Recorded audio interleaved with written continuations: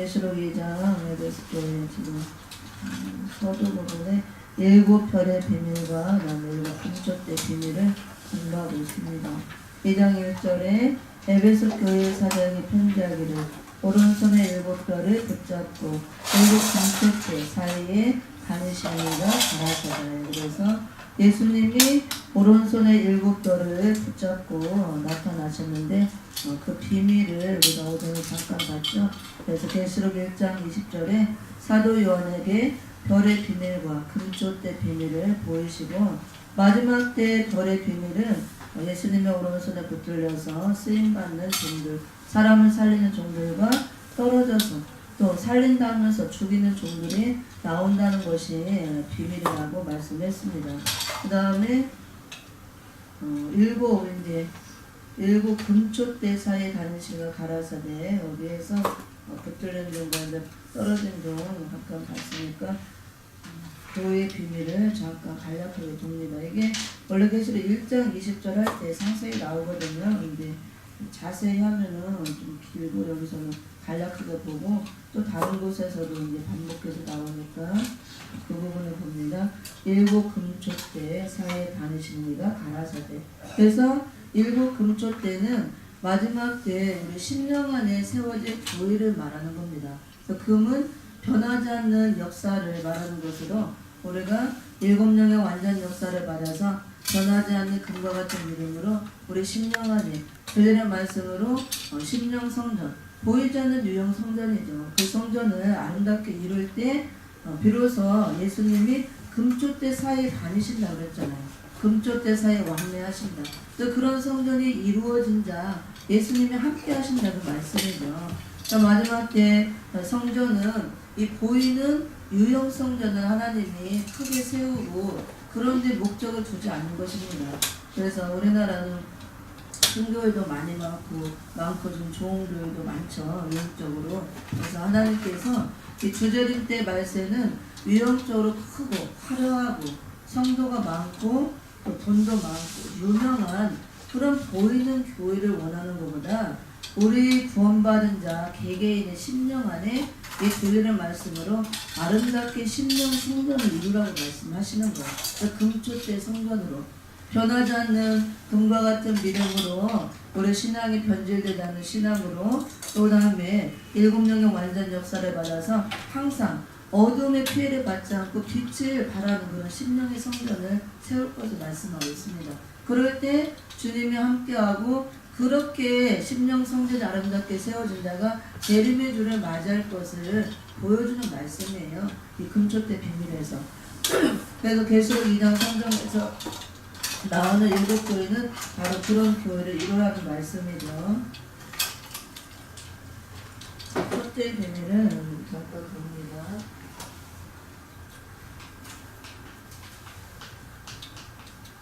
첫째 비밀.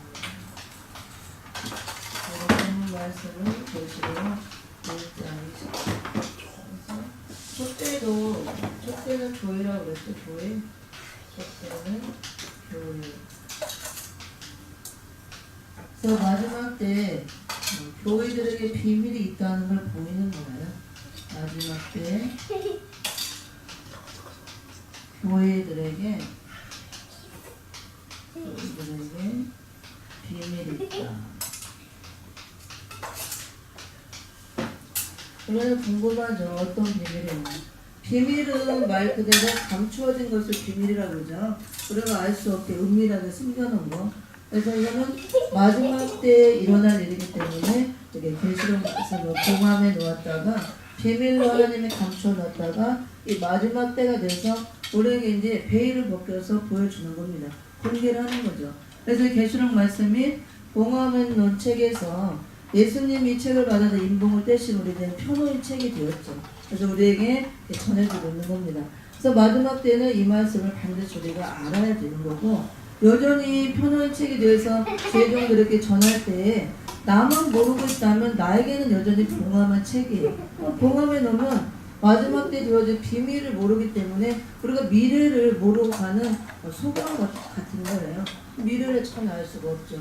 그래서 첫째의 비밀에서 첫째는 교회를 말하는 것이고 마지막 때 교회들에게 비밀이 있다는 걸 보입니다. 그럼 어떤 비밀이 있느냐? 촛대 비밀에서 이렇게 교회의 비밀은 두 가지로 보입니다. 첫째로 신령한 영적 교회, 신령한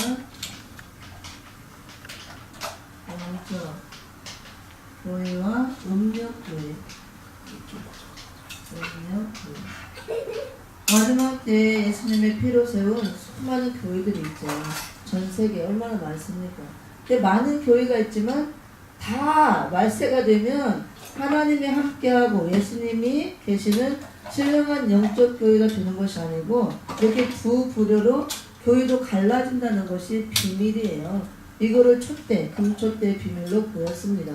그래서 신령한 영적 교회가 나오는 것은 반대로 음력 교회가 나온다는 것이 비밀인데, 그러면 신령한 영적 교회는 어떤 교회고 음력 교회는 어떤 교회냐? 신령한 영적 교회는 마지막 때 많은 사람을 살리는 교회로서 구원을 받을 교회입니다. 구원받는 교회. 그 다음에 음력교회는 살린다 하면서 많은 사람을 죽이는 이제 구원받지 못하고 심판의 대상이 되는 교회예요. 심판받는 교회. 그러면 사람들이 일반적으로 교회로 가면 안 믿는 불신자들이 가서 구원받는 곳인데 어떻게 교회가 심판을 받을 수가 있느냐? 이해가 안 될 수가 있습니다. 계시록 말씀을 잘 모르면 계시록 시대, 마지막 시대가 되면 교회가 이렇게 두 부류로 갈라질 걸 말씀하고 있으며 이 음력교회는 믿기는 믿지만 잘못 믿는 교회를 말하는 거예요. 잘못 믿는 교회. 잘못 믿는 교회. 그 다음에 신령한 영적 교회는 바로 잘 믿는 교회죠. 바로 믿는 교회. 바로 믿는 교회.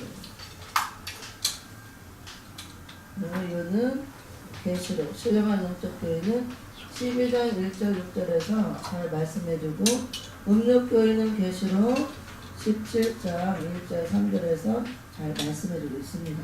그래서 우리가 말씀을 잘 공부하면 이해가 돼요. 아, 이래서 신령한 영적 교회고 구원받는 교회고 음력교회는 이래서 음력교회고 심판받는 교회구나 이렇게.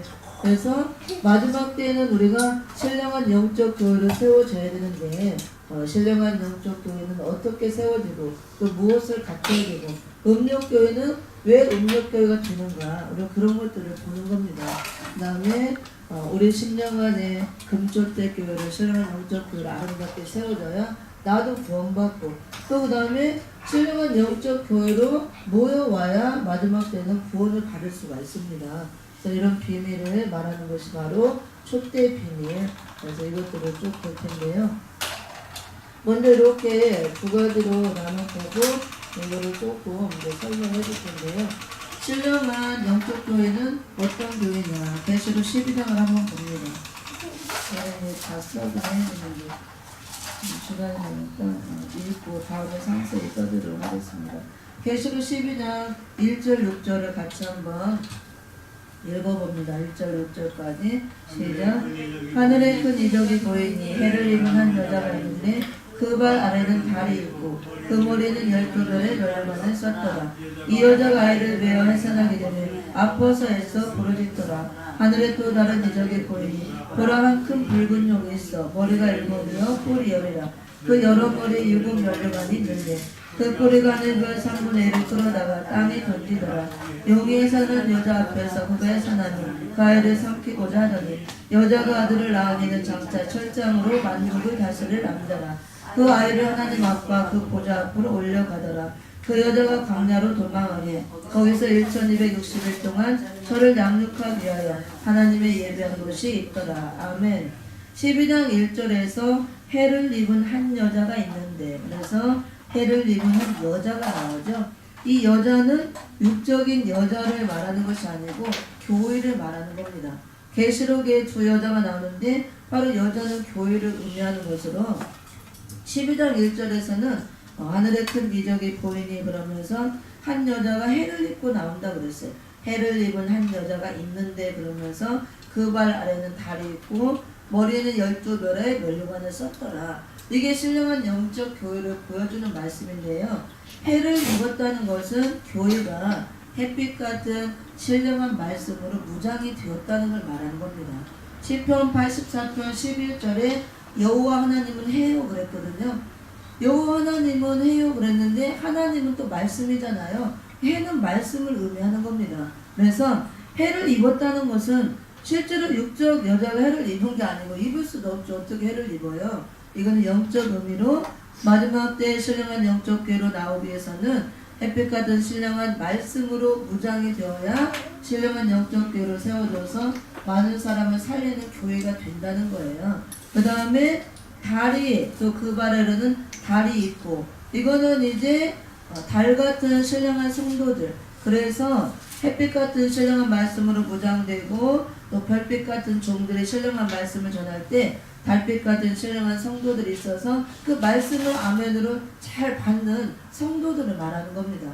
그 다음에 또 여기 이제 12별의 면류관을 썼더라. 이거는 12사도의 신앙, 계승을 잘 이어받은 교회로서 말씀 가운데 바로 세워진 교회를 말하는 겁니다. 그래서 신령한 영적 교회가 이렇게 계시록 12장 1절 6절 같이 마지막 때 나올 것을 말씀하고 있고 이 교회는 많은 사람을 살리는 교회, 구원받는 교회.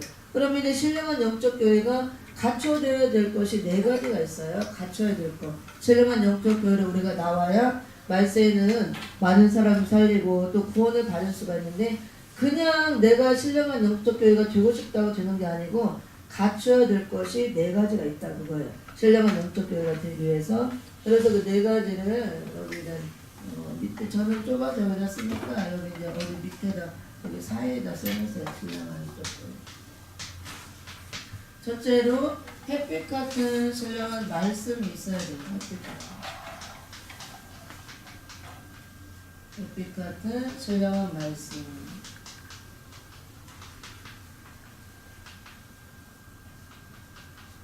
다음에 둘째로는 이 말씀을 전하는 종이 있어야겠죠. 종은 이제 별로 비유를 했으니까 별빛 같은 종. 별빛 같은 신령한 종. 그 다음에 말씀이 있고 전하는 종이 있으면 또 듣는 성도가 있어야겠죠. 성도가 없으면 의미가 없잖아요. 성도는 달 같은 성도라고 성경에서 표현하고 있습니다. 그래서 달빛 같은 그리고 신령한 성도.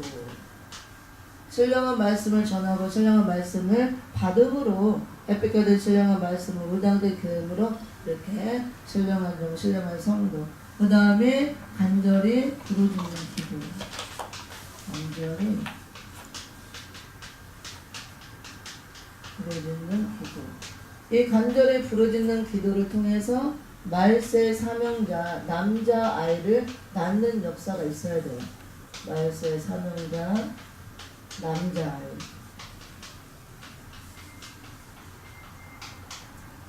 말세 사명자 남자아이를 낳는 역사는 바로 뒤에 나옵니다. 2절에 보면 이 여자가 아이를 베어 해산하게 되면 아파서 애써 부르짖더라. 아이를 뱉다는 것은 육적 아이를 뵌 게 아니고 영적으로 이렇게 해산하는 역사를 말하는 거죠.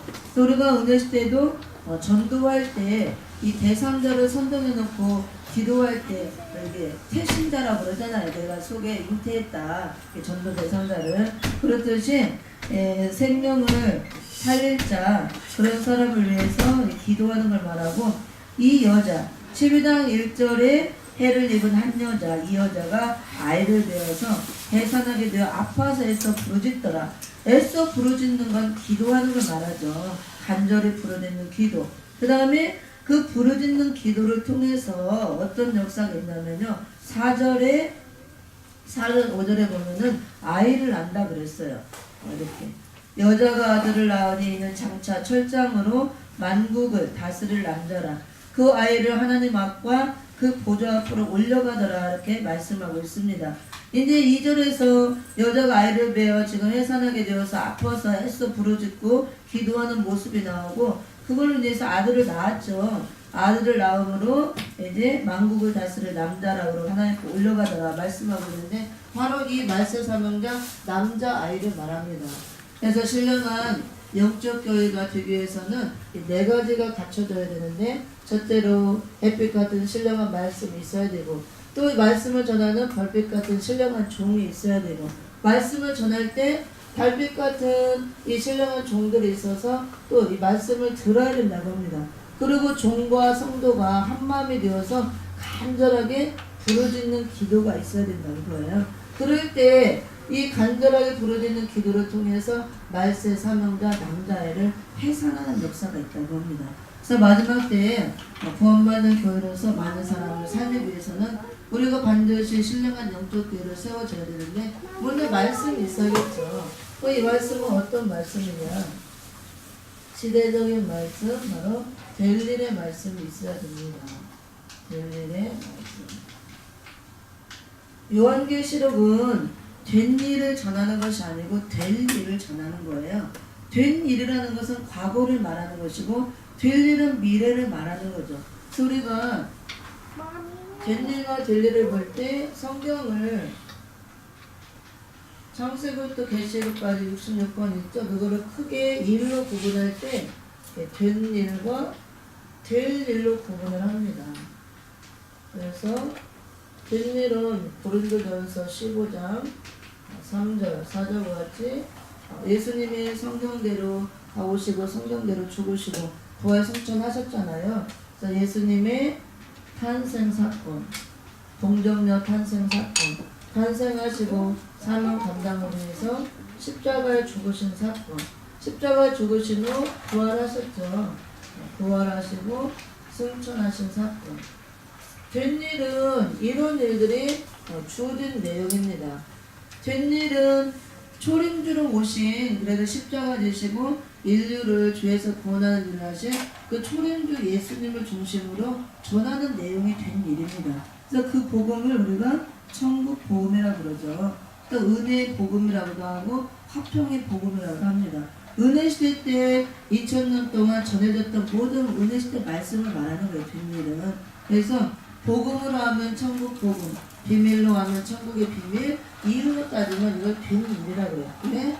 지나간 과거기 때문에. 그래서 예수님이 예언대로 동정녀 탄생을 하시고, 예언대로 십자가에 죽으시고, 부활 승천하시고, 이 일로 인해서 이 십자가에 죽으신 부활하신 예수님을 믿기만 하면 다 우리가 죄사함 받고 구원을 받잖아요. 그 역사를 지금까지 해왔다고 합니다. 이걸 이렇게 전체를 된 일이라고 해요. 다 과거에 이루어진 일이기 때문에 우리가 이거 다 알고 있죠. 또 믿고 있습니다. 전하고 있고 지금까지. 그러면 될 일은 무엇이냐? 될 일은 말대로 근데 미래죠. 미래 앞으로 이루어질 일입니다. 여기는 이제 될 일은 과거라는 거예요. 과거 이루어진 사건이니까. 될 일은 미래적인 거, 앞으로 될 일인데 이거는 네 번에 걸쳐 나와요. 계시록 1장 1절과 계시록 1장 19절, 그 다음에 계시록 4장 1절, 그 다음에 계시록 22장 6절. 네 번에 걸쳐서 반드시 속해 될 일, 장차될 일, 마땅히 될 일, 결코 속해 될 일. 왜 이거는 계시록 전체를 다 될 일이라고 하는데 앞으로 다 일어날 미래적인 일이기 때문에 이 기록대로 다 이루어진다고 합니다. 이미 이루어진 것도 있죠. 그래서 될 일의 중심은 무엇이 중심이냐? 우리가 쭉 볼 때 바로 환란이 온다는 거예요. 환란. 여러 가지 계시록에 환란이 올 것을 말씀하고 있죠. 환란 후에 예수님이 공중에 재림하신다. 환란이 있은 후에, 그다음 공중 재림 후에 심판이 있다는 거예요. 이 심판은 죽은 자의 심판이 아니고 산 자의 심판을 말합니다. 이 심판 때에 어떤 분들은 말씀을 잘 모르니까 지구에 종말이 오는 것처럼 알고 있고 전하는 분도 있는데, 이 산자 심판 때는 지구의 종말이 오는 게 아니에요. 이 지구상에 살아있는 모든 생물체만 심판하는 심판이에요. 스바냐서 1장 2절 3절에 보면 공중에 날아가는 새와 들의 짐승, 바다의 어족까지 악인들을 다 진멸한다고 그랬습니다. 1장 18절에서는 여호와의 질투의 불로 멸절하리라. 이게 바로 산자의 심판입니다. 계시록 16장 같은 진노의 7 대접재앙을 75일 동안 차례로 소돔으로 산다를 심판하는 거예요. 그래서 심판의 대상이 누가 되느냐? 믿지 않는 불신자와 마지막 때 믿었지만 여기 음력교회로 나오는 잘못 믿는 교회들이 심판의 대상이 되는 겁니다. 그래서 이 심판이 이거를 살아있는 채로 육이 있는 채로 심판을 한다. 그래서 산자의 심판이라고 그래요. 근데 영육 심판이라고 합니다. 은혜시대 역사에서는 우리가 영만 심판을 받았죠. 지금까지 2000년 동안 은혜복음을 전하면서 하나님이 심판할 때 영만 심판을 영. 우리가 영적으로 예수를 믿으면 구원, 안 믿으면 구원이 없었잖아요. 말씀으로 영만 심판받고 육은 믿으나 안 믿으나 다 땅으로 돌아가 흙으로. 그렇죠? 그게 육체 심판은 유부가 되었고 말씀으로 영만 심판을 받는 겁니다. 그래서 낙원과 음부로 들어가는 거예요. 구원받은 자들은 다 영원히 낙원으로, 구원받지 못하는 음부로. 근데 마지막 때는 영만이 아니고 주님이 오셔서 심판 들어오셔서 심판할 때 영육간에 다 심판한다 그거예요. 살아있는 채로. 그래서 산재 심판이라고 합니다. 그래서 우리는 요한계시록을 배우는 목적이 이런 환란이 올 때 환란을 갖지 말라는 겁니다. 예수님이 공동 재림할 때 재림주를 우리가 신부 단장에서 맞이하라는 거예요. 이런 심판이 있을 때 내가 심판의 대상이 되지 말라는 겁니다. 오히려 심판을 돕는 종이 되라는 거죠. 그 다음에 심판 후에 이제 끝나는 것이 아니고, 그래서 말씀을 제대로 모르고 있으면 막 심판한다니까 지구가 다 심판받아서 막 지구의 종말이 오는 줄 알고 그렇게 알고 계시는 분이 있다는 거예요. 지구의 종말은 이때 오지 않습니다. 지구의 종말이 오려면은 아직 멀었어요. 왜? 계시록에 보면은 백보자 심판 후에 처음 하늘과 처음 땅이 없어질 때, 그때가 지구의 종말이에요. 새하늘 새 땅이 열어질 때. 그래서 예수님도 아직 안 오고 천년왕국도 안 끝났는데 지구의 종말을 만들죠. 심판 후에 심판으로 끝나는 것이 아니고 이 땅이 예수님이 친히 다스리는 천년왕국이 이루어지는 거예요. 천년왕국. 그래서 예수님이 우리가 재림해주러 오시는 목적을 잘 알아야 돼요. 우리가 초림주로 한번 오셨다가 예수님이 가실 때 약속하고 가죠. 사도행전 1장 18절 같이 너희가 올라가시는 모습 그대로 내가 다시 오실 것이다. 약속을 했습니다. 그러면 성경에 기록된 대로 다 이루어지기 때문에 그 약속도 반드시 이루어져요. 근데 많은 사람들이 왜 초림의 주로 오신 분은 믿고 다 그대로 우리가 받아들이면서 재림의 주는 다시 온다는 걸 안 믿는 분들이 너무 많아요. 공중 재림이 없다 하시는 분이 많다고 합니다. 근데 초림의 주님도 이사야 7장 14절에 보면 처녀가 잉타의 아들을 낳으니 그 이름은 임마누엘이라 하라. 그 예언대로 그대로 왔잖아요. 약속한 대로. 뭐 거기 영적 의미가 들어간 것도 없어요. 그냥 문자 그대로 처녀가 잉타의 아들을 낳으니 그 이름은 임마누엘이라 하라. 그 예언대로 마태복음 1장에 와서 동정녀 마리아를 통해서 그대로 잉태되는 그대로 왔습니다. 그러면 재림의 주도 똑같다 그거예요. 예수님이 내가 다시 오겠다로 오는 것이고 가신 모습 본 그대로 오겠다 기록이 됐으면 사도행전 1장 11절 같이 그대로 온다 그거예요. 근데 초림의 주님이 오신 거는 다 이루어졌고 일어났던 사건이니까 다 믿어요 사람들이. 근데 재림의 주님은 아직 안 왔으니까 말들이 많은 거예요. 공중 재림이 없다. 실제로 예수님이 다시 초림의 주 안 온다. 2번 안 온다. 영으로 온다. 이미 왔다. 말씀으로 왔다. 그렇게 많이 한다는 거예요. 말씀으로 온 거는 이 말씀이 우리 심령 안에 있으면서 우리 심령 안에 있는 분은 엄밀히 따지면 성령님 같은 성령님. 그렇죠. 성령님이 여기 내주하도 계시고 성령님도 삼위일체 중에 한 분이기 때문에 성령의 역사 따라 내가 말씀을 들으면 말씀이 내 안에 또 들어오잖아요. 그러면 또 예수님은 말씀이 육신이 되고 있기 때문에 말씀이 또 예수님이니까 내 안에 말씀이 들어있고 또 말씀을 따라 성령님 내주하고 말씀이 또 역사하기 때문에 예수님이 있다 함께하는다 하지 실제로 예수님이 이 속에 들어오고 함께하는 건 아니죠. 예수님은 지금 어디 계셔요? 성경대로 보면 하나님 보좌 우편에 계시고 너를 위해서 처소를 예배하러 가느니 다 예배하면 우리를 영접하러 오신다고 그랬습니다. 그래서 우리가 물론 이제 모든 성경을 우리가 해석할 때 문자적으로만 해석되는 건 별로 없습니다. 1차적인 문자적인 해석도 나오고 또 영적인 해석에 들어가서 영적 진리를 우리가 드러내야 되죠. 2차적으로 3차적 4차적으로 이렇게 여러 개 깊이 있게 해석이 나오지만 어떤 거는 그대로 문자적으로 해석되는 것도 많이 있어요. 그래서 저는 그거를 성령의 감동을 통해서 깨닫게 해준 게 마지막 때 재림주에 대해서 이렇게 의견이 분분하고 저도 한때 막 갈등이 왔습니다. 기도를 했더니 그 깨달음을 이렇게 은혜를 주는 거예요. 이사야 7장 14절 조림의 주가 온다는 예언이 있잖아요. 약속이 문자 그대로 기록된 그대로 왔죠. 재림의 주도 그대로 온다 그거예요. 기록된 그대로. 어떤 거기에 막 영적인 걸 집어넣고 가미해서 그래서 그렇게 해석을 하다 보면 이미 예수님 오셨다 되는 겁니다. 또 우리가 잘 아는 그 S단체 있잖아요. 큰 이단 단체. 거긴 이미 왔다 그러잖아요. 예수님 영으로 이미 왔다. 누구 한 사람이다. 그거 잘못됐다 그거죠. 그래서 우리가 계시를 통해서 미래를 바로 알고 그걸 깨달아서 바로 전해야 될 의무가 있는 겁니다. 이렇게 산자의 심판 후에 이 심판으로 지구가 종말되는 것이 아니고 살아있는 생물체만 다 넣어서 종의 바늘에 든 자들은 다 공중 들림받게 하고 또 종의 바늘에 들림 못하고 공중 들림하지 못하는 자들은 그 입맞은 종의 예언을 따라 나와서 예비처에 들어가게 하고 예비처를 거쳐서 보호처에 들어가게 하므로 이 심판을 받지 않도록 보호를 하고 다 지키는 겁니다.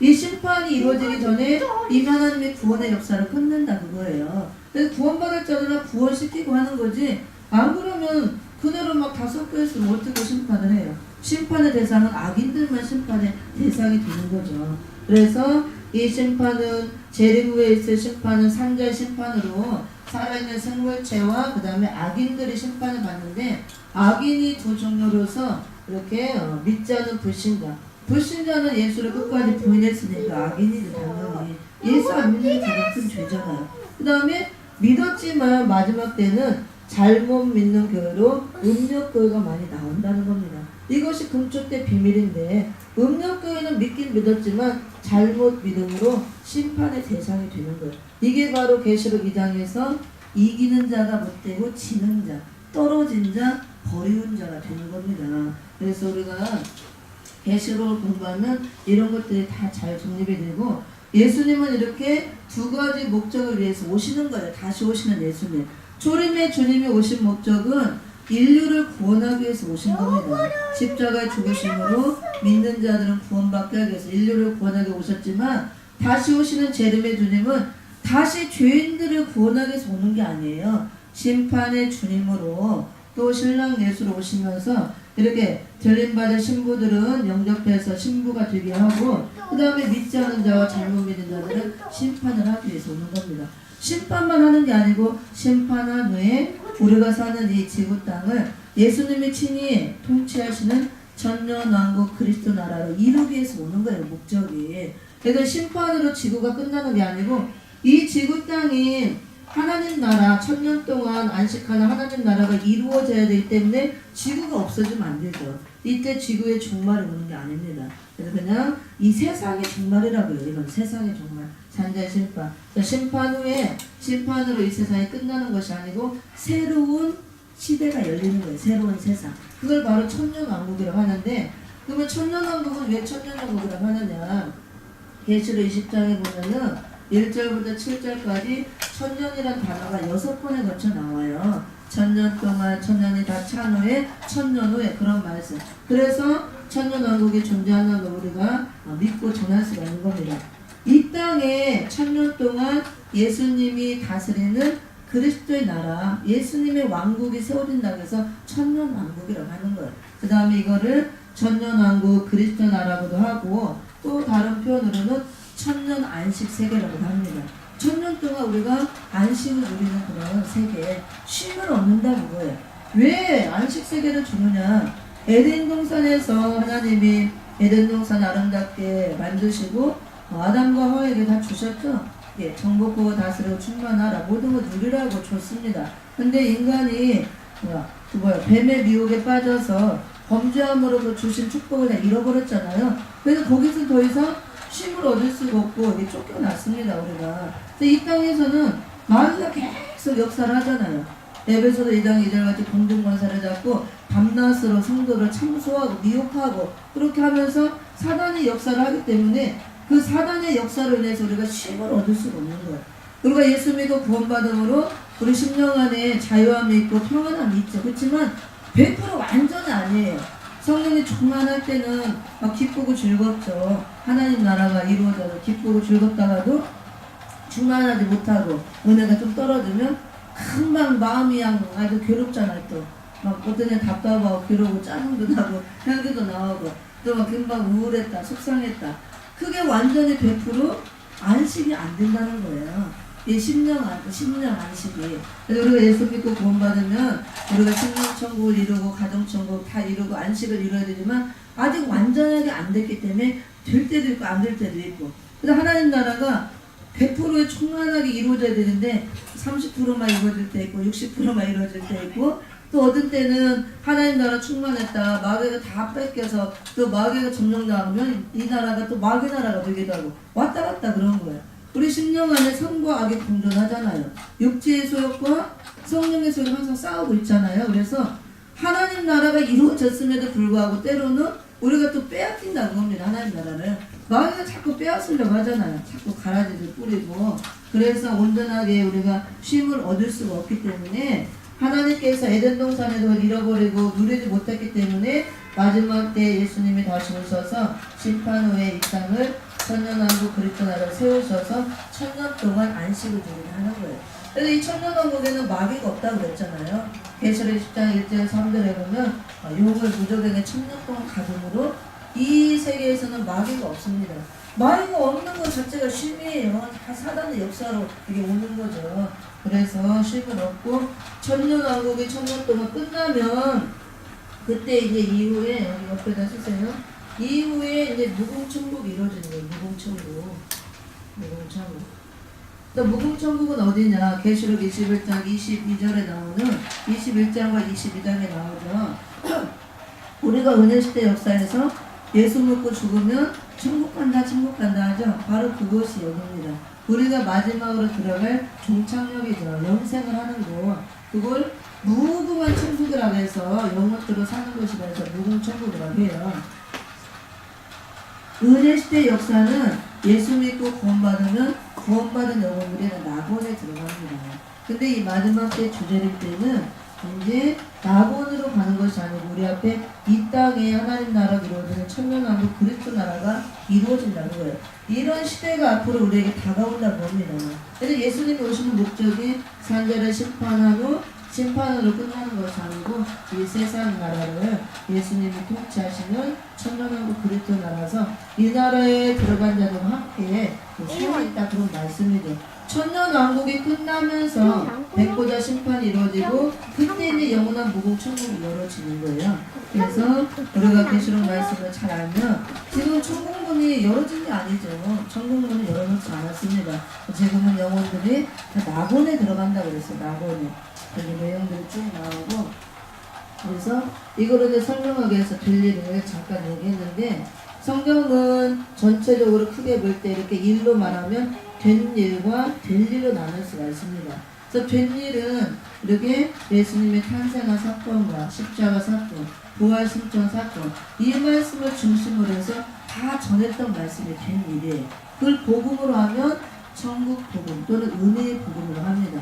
지금까지 2000년 동안 전해졌던 말씀 이 말씀으로는 어떤 역사를 이루냐면 영혼 구원의 역사를 이루는 거예요. 예수 믿고 구원받기 위해서 영혼들이 구원받아 낙원에 가게 하는 거예요. 그래서 우리가 은혜시대 역사 다 예수 믿고 구원받았죠. 지금 그럼 오늘이라도 당장 하나님 불러가면 우리가 어디로 가냐면 우리 영만 구원받았으니까 낙원으로 들어가는 거예요. 육체는 어디로 가요? 흙으로 다 들어가죠. 저기 항아리에 들어가서 저기 어디 낙고에 땅 가든가 부러지든가 아니 매장의 흙으로 돌아가든가 육체는 구원이 안 이루어졌다 그거예요. 육체는 흙으로 돌아가는 겁니다. 그런데 예수님이 올 때 주제를 때가 되면 이제 심판도 영육 심판 구원도 영육 구원으로 전환이 되는 겁니다. 그래서 마지막 때 구원은 영과 육체까지 같이 구원 심판도 영과 육체까지 같이 심판 그게 달라지는 겁니다. 그래서 이 마지막 때에 이제 선지서를 중심한 요한계시록 말씀을 일로 말하면 될 일이라고 하는데 미래에 이루어질 일. 그래서 또 이 말씀을 예언의 말씀이라고 하잖아요. 계시록 6장 3절에서. 예언은 미래적인 걸 말하는 건 예언이잖아요. 예언의 말씀. 그래서 네 번에 걸쳐서 될 일 예수님 말씀하시고 될 일의 핵심은 바로 이거예요. 환란, 재림, 심판, 천연왕국, 무궁, 천국. 그래서 계시록에 보면은 계시록 이제 여기 3대 화도 나오고 앞으로 황충의 환란이 있을 것이다. 유브라데 전쟁에 환란이 있고 진노에 일고 대접자가 환란이 있을 것이다. 계시록 8장 13절에 나오죠. 내가 또 보고 들으니 공중에 날아가는 독수리가 큰 소리로 이르되 땅에 구하는 자들에게 화가 있으리로다. 이외에도 새 천사의 불납할 소리를 이남이로다 하더라. 그래서 화가 3번 나오는데 3번 나온다고 해서 3대 화라고 합니다. 첫 번째로 오는 화는 황충이로부터 오는 황충의 화, 두 번째 오는 화는 유브라데 전쟁의 화, 세 번째가 산자를 심판함으로 쏟아지는 진노의 7 대접을 합니다. 이런 환란이 있고 또 마지막 때는 영적인 환란과 육적인 환란이 있을 것을 말씀하고 그 다음에 이런 환란이 있은 후에 예수님이 공중에 재림하신다는 것. 그리고 우리가 공중 재림할 때 이것도 잘 알아야 돼요. 기존의 은혜시대 교회에서는 그냥 예수 믿고 있으면 다 공중으로 올라간다, 들림받는다, 다 신부가 된다. 우리가 그렇게 알고 있었죠. 저도 그렇게 알고 있었습니다. 그냥 두리뭉실하게. 그래서 믿고 있으니까 내가 교회 나가니까 예수님이 어느 때 오면 이제 오겠지, 막연하게 기다려 오시면 다 공중으로 휴거한다 그랬잖아요. 근데 계시록을 상세히 공부하면 절대로 다가 아니에요. 예수님은 공중에 재림주님이 오실 때 신랑 예수님을 오기 때문에 그래서 공중에서 어린 양의 혼인잔치가 이루어진다 그랬잖아요. 계시록 19장 6절 8절에 보면 어린 양의 혼인잔치가 이루어질 때 신랑은 예수님이고 그러면 신부가 있어야 되잖아요. 신부 된 자만 올라가는 거예요. 근데 신부가 누가 되느냐? 신부 준비된 자가 올라가는 겁니다. 신부가 되어서. 그래서 계시록 공부하면 우리가 신부 준비를 어떻게 해야 되고 재림주를 맞이할 자가 준비할 것이 반드시 3가지가 있을 것을 말씀하고 있잖아요. 첫째로 마태복음 25장 1절 13절에서 같이 기름 등불을 준비해야 되고 그 다음에 빛나고 깨끗한 세마포 예복을 입고 있어야 돼요. 계시록 19장 7절 8절에 신부니까 당연히 예복을 입어야겠죠. 그 다음에 히브리 9장 28절 같이 죄와 상관없는 몸이 돼 있어야 됩니다. 죄가 완전히 도말된 상태. 우리가 지금은 죄사함을 받았지만 완전히 도말된 상태는 아니죠. 자꾸 입으로 범죄하잖아요. 아직도 죄성이 있기 때문에. 주님 오실 때는 이 3가지가 준비된 자가 신부 준비가 되고 그 사람만이 올라가는 겁니다. 요한계시록은 재림의 주님이 오실 때가 됐으니까 재림주를 맞을 준비하라 그거예요. 신부 준비해서 재림의 주를 영접하라고 말씀입니다. 그래서 공중에 이렇게 신부가 되어서 들림마다 올라갈 자도 있고 또 신부가 되진 않았지만 들림을 받지는 못하지만 그 종들을 통해서 예언을 듣고 예비초로 들어갔다 보호처를 거쳐서 이런 그 피해를 받지 않고 구원받을 자들이 합니다. 그 사람들은 계시록 7장 9절에서 11절에 보면 능히 셀 수 없는 힘을 입은 문장이 나와요. 그래서 많은 사람이 나올 때 말씀하고 있고 그래서 이렇게 될 일은 이게 중심입니다. 환란이 온다. 환란 후에 공중 재림이 있고 재림 후에 산재 심판이 있고 산재 심판 후에 이 땅에 천년왕국 그리스도 나라가 천년 동안 이루어진다. 천년왕국 끝나고 이제 영원한 무궁 천국 열어진다. 이게 될 일의 핵심입니다. 그럼 은혜시대 역사에서 우리가 천국 복음에서는 이런 것들이 많이 안 나와요. 조금씩 나오지만 구체적으로 나오지 않습니다. 계시록에는 상세히 잘 나와 있습니다. 그래서 요한계시록의 말씀은 마지막 때 예수님이 다 올 때가 됐을 때 주재림 때 교회들에게 주시는 말씀. 그래서 이제 이거를 쭉 설명하다 이렇게 제가 조금 나갔는데요. 이렇게 촛대의 비밀에서 마지막 때 교회의 비밀을 보이고 교회들이 마지막 때가 되면 수없이 많지만 다 이렇게 구원받는 교회가 아니고 신령한 영적 교회로서 많은 사람을 살리고 구원받는 교회가 나오는 다음에 반대로 잘못 믿는 교회가 나와서 음욕교로 전락하고 심판의 대상이 되고 심판받는 교회가 나온다는 것. 교회가 다 심판받는 사람 만들고 잘못 믿는 교회. 그래서 우리가 이단 교회도 엄청 많잖아요. 그런 교회들도 다 믿잖아요. 이단 교회가 하나님 믿어요 안 믿어요? 다 믿는다고 하죠. 예수 믿는다고 성령도 증거하고 다 합니다. 오히려 우리보다 더 열심히 믿죠. 얼마나 열심히 전도하고 열심히 합니까? 근데 잘못 믿고 있잖아요. 예수님을 믿는 게 아니고, 그래서 그런 교회들이 다 대표적으로 잘못 믿는 교회, 그래서 음력교회라고 하는 겁니다. 이렇게 쭉 보고, 오케이. 우리는 이제 신령한 영적 교회를 세워줘야 되는데, 신령한 영적 교회는 계시록 12장 1절 6절과 같이 이렇게 네 가지가 갖춰져야 신령한 영적 교회를 세워진다는 거. 햇빛 같은 신령한 말씀으로 무장되고, 그 다음에 햇빛 같은 말씀을 전하는 별빛 같은 신령한 종이 있어야 되고, 그래서 이 신령한 종은 계시록 1장 20절 같이 아까 공부했죠. 예수님의 오른손에 붙들려 쓰임 많은 7별 같은 종, 7별 같은 종을 말하는 겁니다. 그 다음에 달빛 같은 성도. 그래서 이거는 9절 11절 같이 이 종들을 통해서 말씀 무장하고 마지막 때 중에 셀 수 없는 많은 힘을 잃은 우리 성도들이 나올 것을 말하고 있고, 종과 성도가 한마음이 되어서 간절히 부르짖는 기도. 이사야 26장 15절 16절 같이 해산하여서 산기가 그 임박한 여인이 구로함같이 애써 부르짖는 기도가 필요하다 그랬어요. 그 부르짖는 이 말씀 무장하고 말씀 붙들고 합심해서 기도할 때 말세 사명자 남자아이가 나온다는 겁니다. 그런 해산하는 역사, 이런 역사가 있는 교회가 신령한 영적 교회로 세워지고, 이 말씀은 이제 마지막 때에 세워지는 교회이기 때문에 될 일의 말씀을 말하는 겁니다. 된 일의 말씀은 은혜 시대 역사, 은혜 시대 교회에서 다 전했던 말씀. 그래서 마지막 때에 세워져야 되는 교회, 환란 시대 교회는 신령한 영적 교회를 세워야 되는데, 이미 된 일은 우리가 다 받아왔잖아요. 그 역사를 받고 왔고, 된 일 플러스 될 일까지 이제 가야 된다 그거예요.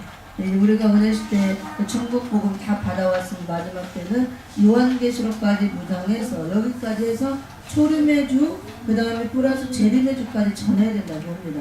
된 일 플러스 그 다음에 될 일까지 전해야 된다는 말씀이죠.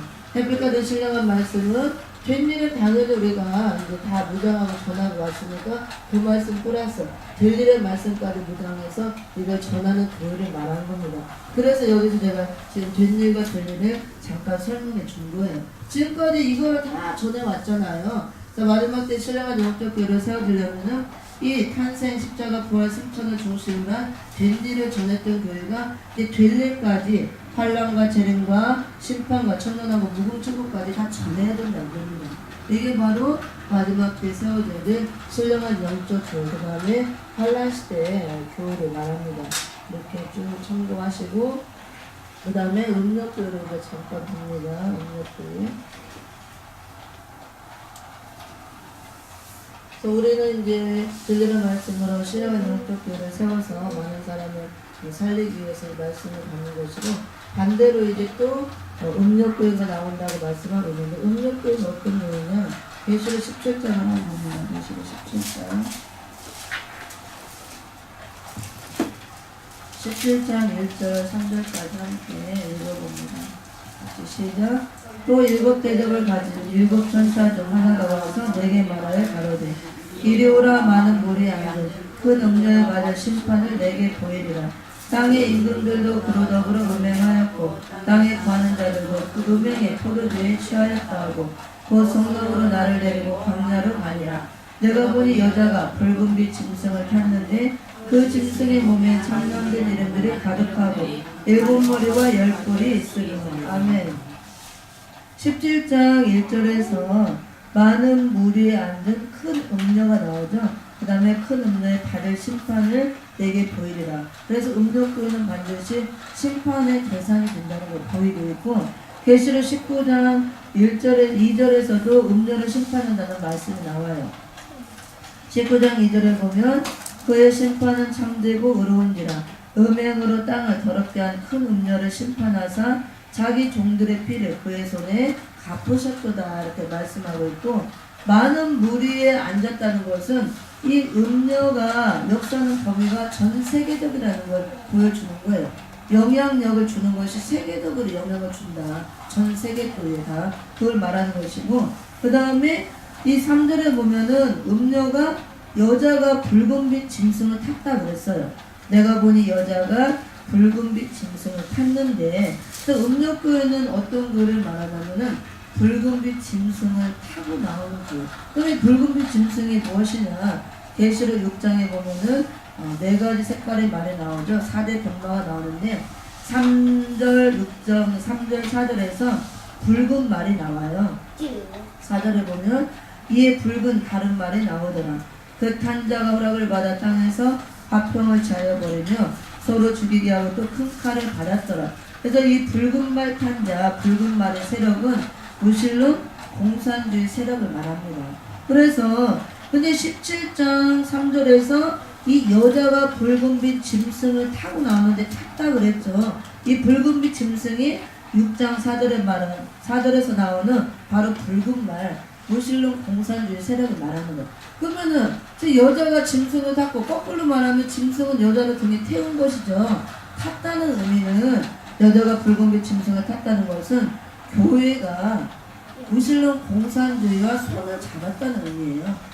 공산주의를 받아들이고 용납했다, 타협했다, 같이 손을 잡았다, 그런 뜻을 말하는 겁니다. 그래서 마지막 때 무실론 공산주의를 용납하고 손을 잡고 타협하는 음력 교회가 나올 것을 여기서 보여준 겁니다. 그래서 마지막 때는 교회의 비밀에서 교회가 두 부류로 갈라진다는 게 비밀이에요. 신령한 영적 교회로 구원받는 교회, 음력교회, 잘못 믿는 교회로서 심판받는 교회.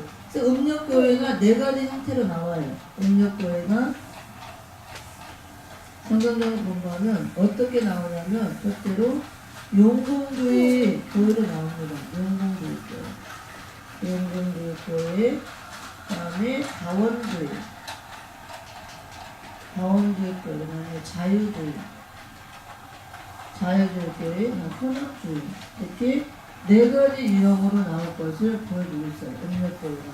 그래서 지금 마지막 때가 되면 교회들이 수없이 많죠. 많은데 교회들이 이런 형태를 띠고 나오는 교회들이 있다는 거예요. 용궁주의라는 것은 공산주의를 용납하는 교회를 말하는 겁니다. 계시록 17장 3절에서 바로 보여주고 있죠. 여자는 교회를 말하는데 붉은 짐승을 탔다 그랬잖아요. 붉은 짐승을 타고 나오는 거. 계시록 6장 3절 4절에 나오는 붉은 말의 세력. 그 짐승을 탔다고 봅니다. 무실론 공산주의 세력과 손을 잡고 야합했다. 타협한 교회를 말하는 거예요. 공산주의와. 그래서 용궁주의 교회, 아까 붉은 짐승을 탄 것으로 음력교회를 대표하죠. 그 다음에 또 음력교회가 어떻게 나오느냐. 다원주의 교회로 나오는데 이건 다원주의라는 것은 다른 종교에도 다 구원이 있다 이렇게 주장하고 나오는 교회가 있다는 겁니다. 그래서 우리가 생각으로는 상식적으로 어떻게 교회가 그렇게 할 수 있느냐. 우리는 오직 예수 이름으로만 구원받는데 우리는 다 알고 믿고 있죠. 그렇게 가야 정상이고 그렇게 되면 얼마나 좋겠어요. 근데 성경에 이게 다 예언이거든요. 이렇게 나온다. 그래서 이미 말씀을 우리가 알고 이렇게 돌아가는 교회들을 보면 이미 나와 있는 걸 볼 수가 있어요. 간판에 써 있진 않지만. 용궁주의 교회 2, 3년 전에도 실제로 나왔습니다. TV에도 나왔어요. 인천에서 나왔어요. 인천에서. 그 텔레비전 뉴스에도 나왔어요. 인천에서 좀 꽤나 큰 교회인데 교회 이름은 모르겠어요. 이름은 알아도 거론하면 안 되겠지만 교회에서 실제로 담임 목사님이 이 공산주의를 이렇게 찬양하는 옹호하는 그런 메시지를 전하고 해서 이게 끌려가가지고 이렇게 조사받고 하는데 실제로 뉴스에 나왔습니다. 그래서 이미 이렇게 드러나고 있다는 거예요. 앞으로는 더 눈에 드러나게도 나오겠죠. 지금 보이지 않게 눈에 띄지 않게 많이 나오겠지만 우리가 말씀을 깊이 들어가고 살펴보면 그리고 다원주의도 이미 나오고 있죠. 몇몇 같은 거에 선생님들 그런 사건이 있었잖아요. 어디 또 가가지고 예수 외에도 구원이 있다. 아는 분들은 다 알죠. 이게 나온다 그럽니다. 어떻게 나오겠냐? 아니에요. 나오고 있고 성경이 예언이기 때문에 이미 이루어지고 있습니다. 또 자유주의 교회. 이거는 하나님의 법과 질서도 없어요. 법과 질서를 무시하고 그냥 자유롭게 막 예배드리고 기도하고 교회가 무질서한 거죠. 그 다음에 혼합주의. 이것도 종교 혼합을 말하는 것인데 여기나 저기나 다 구원이 있고 여기도 좋다 저기도 좋다. 우리 종교 통합을 이루자. 그 대표적인 게 뭐예요? WCC죠. 종교 통합 혼합주의가 이미 다 알고 있잖아요. 이렇게 성경에 이렇게 나온다고 계시록에 예언이 됐기 때문에 나오게 되는 겁니다. 모르니까 그렇지. 그래서 마지막 때 음력교회와 신령한 영적교회가 갈라져서 이렇게 나온다는 것이 달라진다는 것이 바로 촛대의 비밀이에요. 교회의 비밀. 계시록에만 이게 나오기 때문에 계시록을 모르면 이런 교회의 비밀을 모르는 겁니다. 간판만 보면 다 교회인데. 그래서 저는 엊그제도 우리 저기 목사님이 보내준 권태는 목사님 동영상 그것 때문에 처음 보고 감사했어요. 거기 뭐 유명한 우리가 잘 알고 있는 S단체 있잖아요. 이란 단체. 그 실체에 대해서 쭉 나온 걸 봤는데 아주 대단해요. 이미 많은 걸 알고 있었지만 모르는 것도 더 많은데 교회를 얼마나 많은 위장교회를 많이 세워요. 엄청난 많은 위장교회를 세워서 겉으로 봐서는 전혀 알 수가 없습니다. 다 대한예수의 장로회가 제일 유명하고 제일 사람들을 또 신뢰를 하잖아요. 그러니까 전부 다 대한예수의 장로회 우리가 흔히 알고 있는 무슨 교회 다 간판을 이렇게 붙여놨어요. 수없이 많습니다. 그러면은 겉만 보고 전혀 모르는 거예요. 실제로 그렇게 유장교를 세워놓고 또 총리에 가입한 교회도 많이 있더라고요. 교단이 실제로 다 이렇게. 그래서 거기 성도들 모르니까 아 여기 이런 교회가 있구나 이 교회 가야겠다 오면은 그걸 조금씩 그런 비닐로 집어넣어서 세뇌를 시키는 겁니다. 거기서 조금씩 표시 안 나게 조금씩 쑥물이 금방 먹는다고 병들지 않는다고 그랬잖아요. 조금씩 먹음으로 영적으로 병드는 겁니다. 세뇌를 시켜서 거기서 어느 정도 세뇌가 된 사람은 이제 공부하는 거 공부방으로 데리고 가서 공부를 막 시켜요. 그래서 거기서 어느 정도 딱 된 사람은 그때 비로소 자기네 교회 성도로 데려가는 겁니다. 등록을 시키는 거지 처음부터 막 데려가는 거 아니에요. 원래 그 교회는 아무도 갈 수가 없어요. 간판도 없잖아요. 전혀. 그렇게 하더라고. 그래서 그렇게 하는데 우리가 겉만 보고 어떻게 교회를 알 수가 있냐 그거죠. 그런 교회도 다 여기에 속하는 거죠. 잘못 믿는 교회. 분별할 수가 없습니다. 성경에 나온다고 예언이 기록되어 있으면 그대로 나오는 거예요. 성경은 1.1도 변하면 그대로 다 이루어진다고 그랬잖아요. 그러니까 구약부터 다 모든 것이 예언대로 응해졌고 계시록만 남은 겁니다. 계시록만. 계시록이 이루어져야 완성이 되기 때문에 우리가 마지막 때에는 계시록 시대가 되었고 주재림 때가 되었으므로 종이나 성도나 이 말씀을 모르면 영적 소경이 되는 거예요. 영적 소경. 소경이 되면 소경이 성경에 인도하면 둘 다 구덩이에 빠진다고 그랬잖아요. 그러니까 둘 다 구덩이에 빠지면 안 되죠. 그래서 주의 종들이 먼저 이 말씀을 듣고 영적 소경을 원하겠죠. 그래서 성도들을 바른 대로 인도해야 되는 겁니다. 그래서 뭐 목사만 알고 목사님한테 들으면 되는 게 아니에요. 나한테 말씀을 들을 기회가 왔으면 목사한테 성도는 감사한 마음으로 열심히 듣고 우리가 깨우치고 나부터 살고 많은 사람을 살려야 돼요. 내 가족부터 이웃부터 친지부터 주위에 있는 분부터 먼저. 마지막 역사는 은혜시대 역사하고 달라요. 은혜시대는 천국보물을 씨를 뿌리게 하고 자라게 하는 역사, 교회를 세워서 양을 치고 목양하는 역사이기 때문에 교회가 부흥될 수밖에 없습니다. 그래서 누구나 다 오라잖아요. 주인들은. 교회를 사람을 많이 모으고만 부흥의 역사가 되는데 이 은혜시대 역사는 그랬지만 마지막 역사는 사람을 막 전도해서 많이 막 바글바글 끌어모으고 하는 그런 역사가 아니에요. 이제 씨를 뿌리고 자랄 때도 자란 자들은 이 들릴의 말씀으로 알곡을 만드는 거예요. 알곡을 만들어야 예수님이 출소하러 오실 때 알곡을 모른다고 그랬잖아요. 예수님 오실 때 알곡을 만들어 놓고 알곡을 만드는 교회 알곡을 모으는 거기 때문에 그렇게 많은 숫자만 바글바글 모이지 않습니다. 그리고 또 마지막 때 구원은 이렇게 신령한 영적 교회를 세워져 소리가 바르게 말씀 가운데 세워졌을 때 남는 자의 구원이기 때문에 많은 수가 아니에요. 그래서 우리 이런 것들 알고 교회 크게 하려고 하고 큰 교회 치려고 하고 그런 거는 버려야 돼요. 큰 교회일수록 음력교회가 제일 확률이 높다는 걸 알아야 돼요. 왜? 음력교회 여기 큰 음료라고 그랬잖아요. 큰 음료. 그래서 크고 화려하고 그런 교회가 다 그렇다는 게 아니고 가능성이 커진다는 거죠. 그래서 큰 거 가지지 마시고 하나님이 주신 대로 골방에서라도 한 칸짜리 방이라도 한 사람이라도 주었다면 이 말씀을 바르게 묻어서 한 사람이라도 바르게 가르치고 깨우치고 세우는 것이 살리는 역사예요. 그래서 이렇게 음력교회가 나올 것을 보여주고 있으면서 음력교회는 잘못 믿는 교회로 이렇게 4가지 유형을 띄고 나온다 그랬습니다. 용공주의, 다원주의, 자유주의, 혼합주의. 그래서 우리는 공산주의를 용납해도 안 되고 이렇게 해도 안 되고 예수 이름 위에는 구원이 없는 거죠. 그 다음에 자유주의는 있을 수가 없는 거죠. 자유주의 대표가 신학교 가면 자유주의 신학이잖아요. 그러니까 자유주의 신학자들은 다 이게 말씀드리면 맞진 않아요. 해방신학, 여성신학 다 거기 자유주의에 해당하는 거. 혼합주의, 종교 통합, 그 다음에 뭐 평화자 하나 되자, 손을 잡자 그래서 종교 통합을 이루자. 근데 그게 왜 되나요? 그래서 대표적인 WCC는 다 받아들이잖아요. 중도, 천주교도, 뭐 기독교도, 심지어 그 무속인들도 다 가입이 돼요. 어떤 그 단체든지 그냥 가입하면 다 받아줘요. 그게 무슨 우리가 기독교는 이렇게 할 수가 없는 거죠. 우리 예수 이름으로만 구원을 받는 것인데. 그래서 이렇게 음력교회가 나올 걸 말씀하고 이거를 통틀어서 뭐라고 했냐면 이게 세속화되는 거예요. 세속화. 교회가 세속화되는 거예요. 그래서 계시록 말씀을 통해서 세속화된 교를 음력교회라고도 하고 음료는 세상과 짝하는 걸 음료라고 그러잖아요. 성경에서 음료는 육적인 음력을 말하는 거 아니고 세상과 겉된 자들을 음료라고 그랬습니다. 야고보서 한번 찾아볼까요? 그래서 계시록 18장에서 이런 교회는 바벨교회라고 해요. 바벨교회. 바벨이 혼잡화되다. 그래서 교회가 세속화되고 혼잡화됐다. 그거예요. 세상의 교회 안으로 들어와서 교회가 또 작은 바벨 세상이 되었다. 그거예요. 그러므로 심판의 대상이 되는 겁니다. 야고보서 4장 4절인가? 거기 한번 찾아볼게요. 하나님의 음료를 누구 보고 음료라고 했나? 야고보서 4장 4절을 같이 한번 읽어봅니다. 같이 시작. 가늠하는 여자들이여 세상과 겉인 것이 하나님의 원수됨을 알지 못하느냐.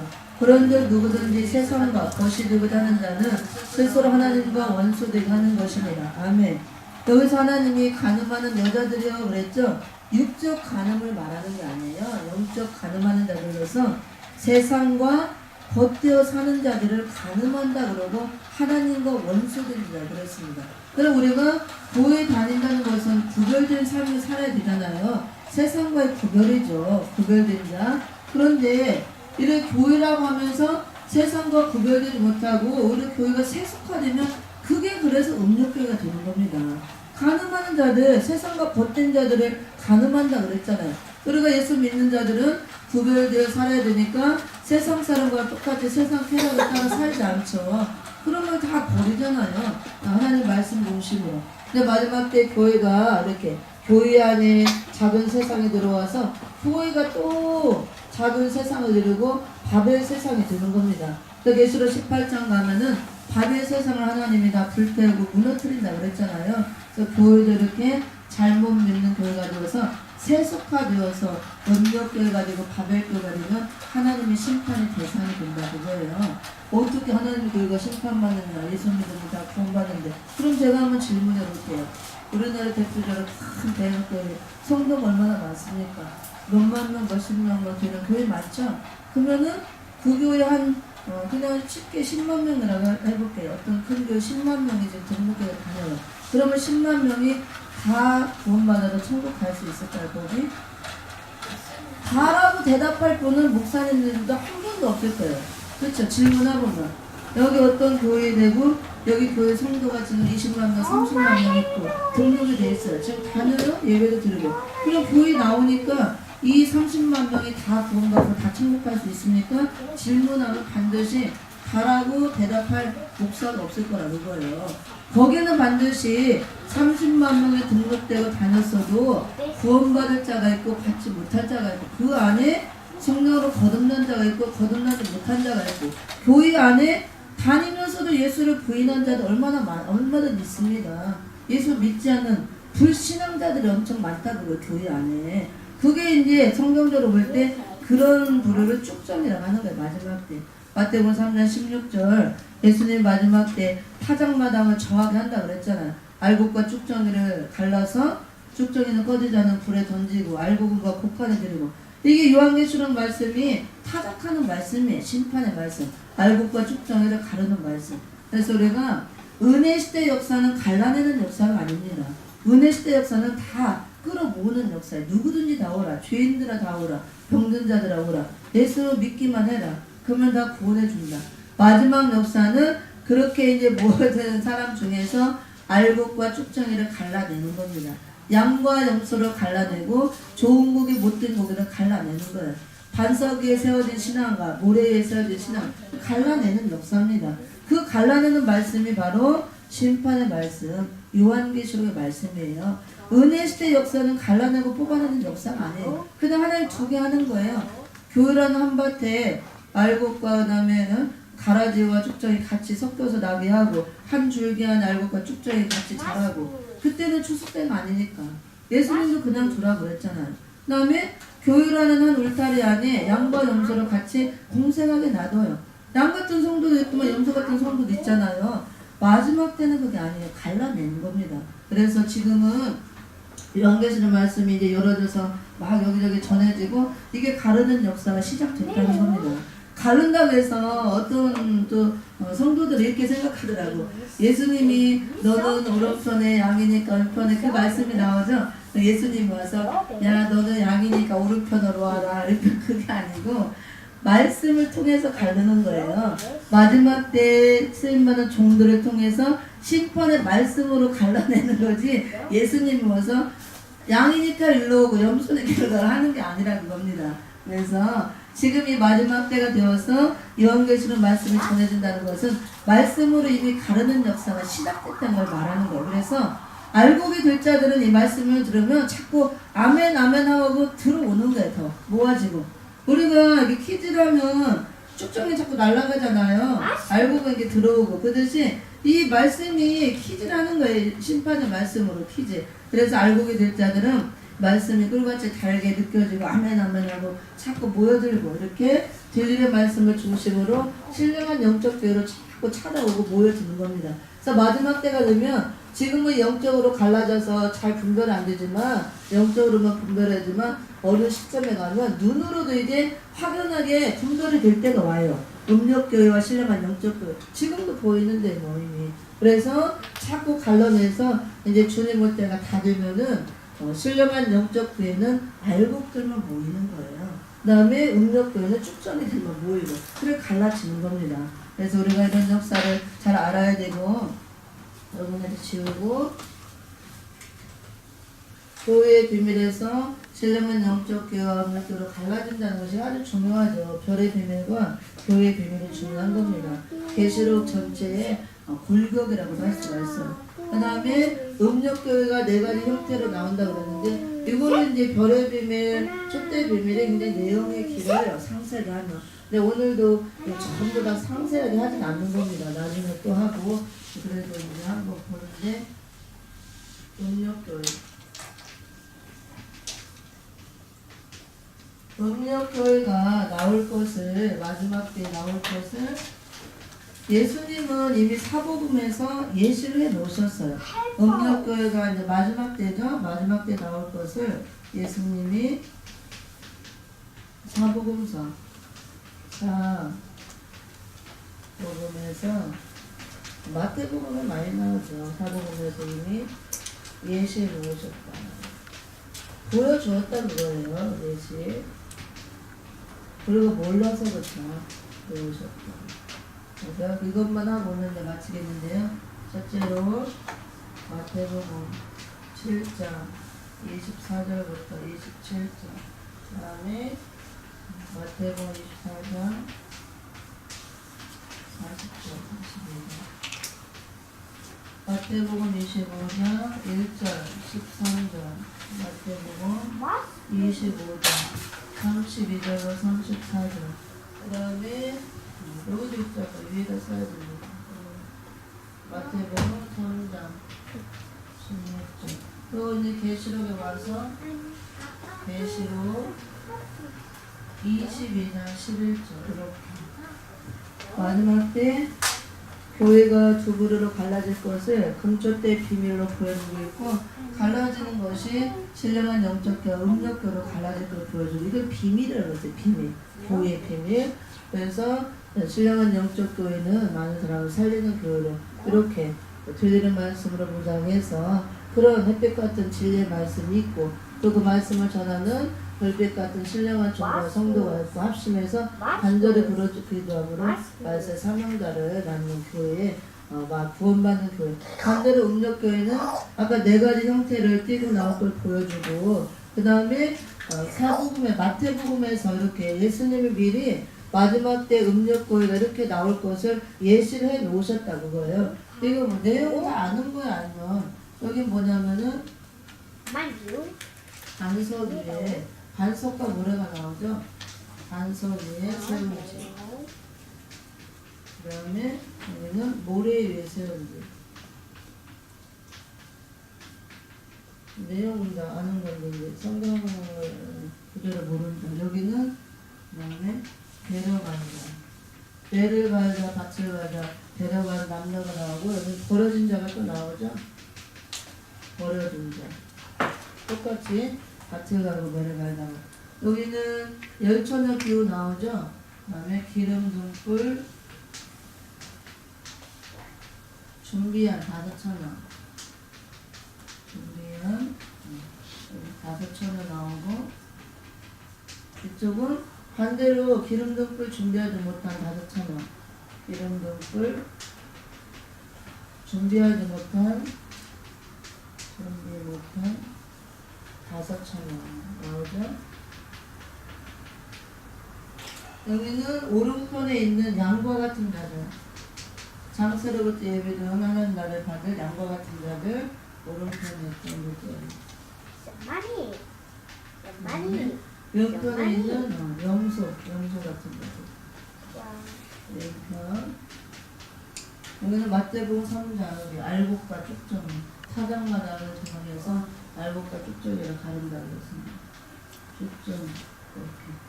그 다음에 마태 계시록 22장은 이제 맨날 좀 보고, 그래서 신령한 영적 교회와 음력교회 나올 것을 예수님도 마태복음에서 예시로 보여줬어요.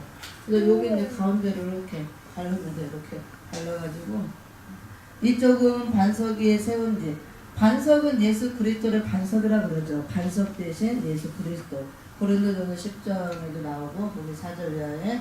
그래서 예수 그리스도의 집을 세웠다는 것은 신앙 위에 말씀 가운데 신앙의 집을 세운 걸 말하죠. 그래도 무너지지 않는다 그랬고, 여기 매를 가다 밭을 가다, 여기 사명 감당하다 데려간다 버려진다, 여기 쭉 나옵니다. 그래서 이쪽 편은 다 교회로 말하면 신령한 영적 교회에서 마지막 때 구원받는 교회를 예표하는 거예요. 그렇죠. 그리고 여기는 반대로 모래에 세운 집.